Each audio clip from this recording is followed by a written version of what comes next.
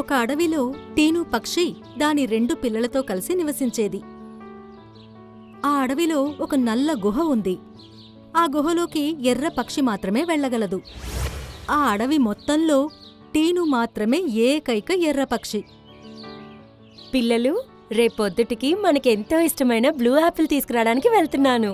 ముగ్గురం కలిసి సరదాగా తిందాం. నిజంగానా? Blue Apple? కానీ మమ్మీ, అది కేవలం ఆ నల్ల గుహ లోపల మాత్రమే దొరుకుతుంది కదా, చాలా బాగుంటుంది. అవి 2 చాలా సంతోషపడ్డాయి. అప్పుడు వాటి దగ్గరికి ఒక గద్దొచ్చింది. అరే కాలుగద్ద, నువ్విక్కడా?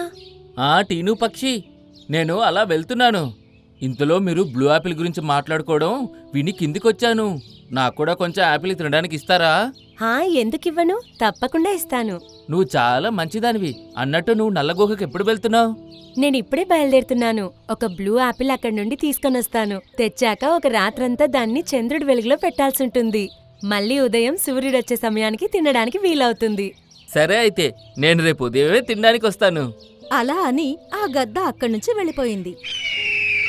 అమ్మా, నువ్వొకసారి ఒక యాపిల్ మాత్రమే తీసుకురాగలవు కదా, మరి అందులో నుండి మనం కాలుగద్దకి ఎలా ఇవ్వగలం? అలా అనకూడదు బంగారం. మనకు అవసరమైనప్పుడు కాలు ఎన్నిసార్లు మనకు సహాయం చేశాడు. కొంచెం తనకి కూడా ఇచ్చినంత మాత్రాన మనమేం ఆకలితో చనిపోం కదా.